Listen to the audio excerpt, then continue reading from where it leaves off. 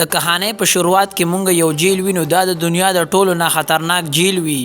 په دې جیل کې ډیر شي کې دیان وي خو د اوسه پورې یو هم نه وي تختیدلې ځکه چې د دې جیل سکیورټي ډیره زیاته سخت وي. په دې جیل کې داسې کې دیان هم پاتې کېدل کوم چې نیم عمر په دې جیل کې تیر کړو. د دې جیل نه چې چا تختیدو کوشش کوي نو سکیورټي والا برانی سو وجبای. نو اوس مونږ یو عدالت وینو دې کې دا جج یو کس ته د عمر قید سزا واوري او سکیورټي ته وایي چې دا کس هغه جیل ته بوزي کوم چې د دنیا د ټول نه خطرناک جیل دی. د دې کس نوم وی انډي. سکیورټي والا دا کس د خطرناک جیل ته راولي او د انډي سره نور قیدیان هم راولي او په دغه جیل کې بند کی.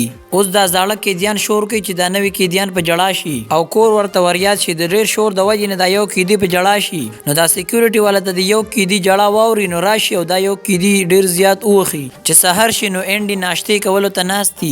د خواته یو بابا هم ناسي. ته دی بابا 50 کال په دې جیل کې تیر شوی وي. دا بابا دی انډي ته وایي چې د بهر نه د سپکار وي روټي وي کو نور سوي نو بهر یو کس د اغه نوم رډ دی هغه ته وایي نو هغه وروړي. دا انډي چې بابا نه څنګه دا خبر اوري نو د بهر راشي او رډ سره ملاو شي. اوس دا انډي دی رډ ته وایي چې ما اوریدل چې تر بهر نه هر سره غواړي او مال به یو سټکه راو غواړي. نو دا رډ چې څنګه د انډي دا خبر اوري نو په خندا شي او ورته وایي چې صحیح ده.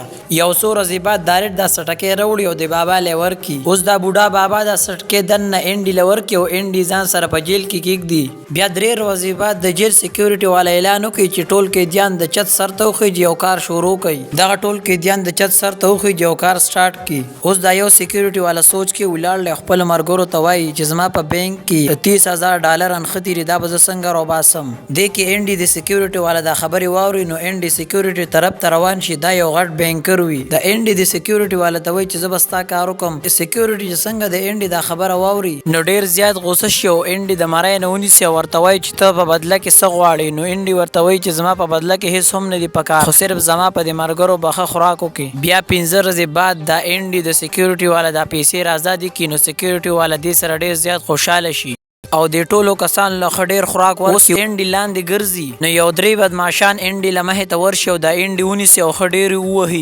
د ډیر وخلو د وجې نه دا انډي هسپتال ته بوزي او یو میاش د پاره په هسپتال کې داخل کی. چې یو میاش تیر شي نو دا انډي د جیل ته واپس راشي او د انډي له هغه افسر هم خاطر راشي کوم چې د پیسې راځي. نو دا جیل د افسر ورته وایي چې د جیل د لایبرری مشر شوی ځکه چې ته ډیر زیات قابل تا په جیل کې ساتل نه دی پکار او بیا ورته وایي چې زما د بانک د اکاونټ پیسې به هم ته کنټرول کړي. اوس د انډي د لایبرری مشر شي او کار شروع کی.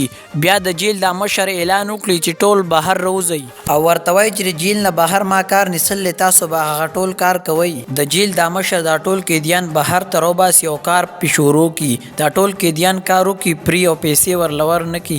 د سره د جیل د مشر ته ډیر زیاتې پیسې میلاو شي. بیا د انډي د جیل د مشر خواته راشي او ورته وایي چې زما هیڅ ګناه هم نشته ما آزاد کنه. دا جیل د مشر ځان سره سوچو کی او بیا ورته وایي کو تازه آزاد کم زما دا کار به څوک کوي. او بیا ورته د جیل د مشر وایي چې په دې تامه کې نه زه تا نه آزادوم. چې انډي څنګه دا خبر واوري نو د جیل د مشر ته وایي چې زه ستا نور کار نشم کولی. د جیل د مشر چې څنګه دا خبر واوري نو ډیر زیات غوسه شي او انډي ته وایي چې زما دا کار به ته په زور باندې کوي. بیا دا انډي د رډ خواته راشي ورته وایي چې مونږ به د جیل نه څنګه تختو. نو دا رډ خاموشه پاتې شي او څه ورته ونه وایي. بیا د جیل د مشر بانک ته ځي او پیسې روباسي. نو انډي ته وایي چې زما کپړې او بوټان صفا کړه. نو انډي د جیل د مشر له کپړې او بوټان صفا کی او بیا سحر شي نو د سکیورټي والا د جیل د دروازې کولاو کې د قیدیان بهر روباسي. نو د انډي دروازه چې کولاو کې نو انډي بهر رونځي. دا یو سکیورټي د انډي کمرې ته په غوسه باندې روان شي چې دی ولې روانه وته.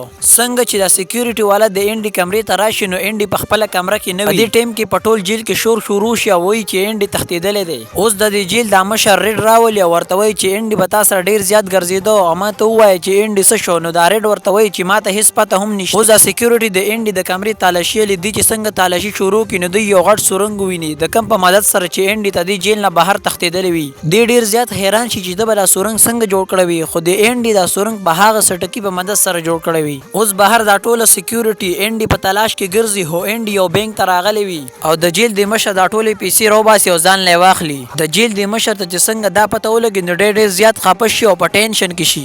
د ډیر ټینشن د وجې ځان ته تماچو نیسي او ځان مړ کی. په دې ټایم باندې د انډي د وجې نه رډ هم آزاد کی د جیل نه. او دوستانو کو دا ویډیو خوښ شوی نو زموږ د چینل ځان سره ضرور سبسکرایب کړئ.